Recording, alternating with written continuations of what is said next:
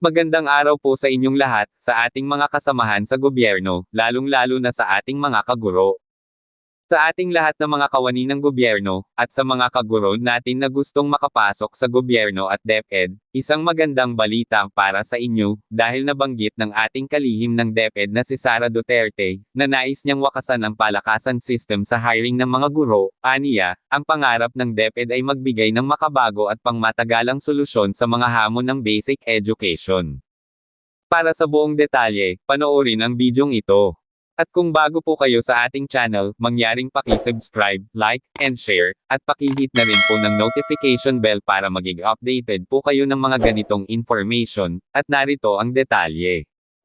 Sara Duterte, vows to end palakasan in DepEd hiring system, ipinablish ni Carla Gomez sa Inquirer.net. Bacolod City, inihayag ni Vice President at kasalukuyang kalihim ng edukasyon na si Sara Duterte na siya ang tatapos sa kultura ng palakasan system ng pag-aalok ng trabaho ng kagawaran ng edukasyon or DepEd. Sa harap ng 3,425 na mga guro at kawani ng Negros Occidental Schools Division noong Biyernes, 8 ng Setyembre, sinabi ni Duterte na ang ganitong sistema ay nagpapatigil ng pinto sa mga competent, karapat-dapat, at may kalidad na mga aplikante. Sinabi niya na ang automatikong sistema na binubuo ng DepEd ay tiyak na mag-aalok ng makatwirang proseso sa pagpili para sa pag-aalok ng trabaho at promosyon ng mga kawani.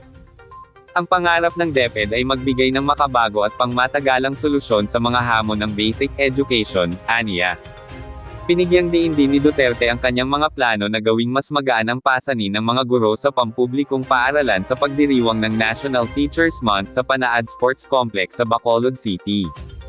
Sa kanyang talumpati, inanunsyo niya ang pagbabawas ng administratibong gawain ng mga guro mula 56 hanggang 11 lamang at pinangako sa kanila ang 30 araw na pahinga matapos ang isang taon ng paaralan.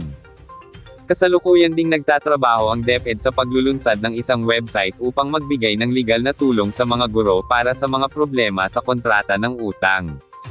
Ang mga inisyatibong ito ay patunay ng aming pangunawa sa inyong mga hamon at aming determinasyon na tiyakin na kayo ay mag-focus sa inyong pinakamahusay na gawain, at iyon ay ang pagtuturo, aniya.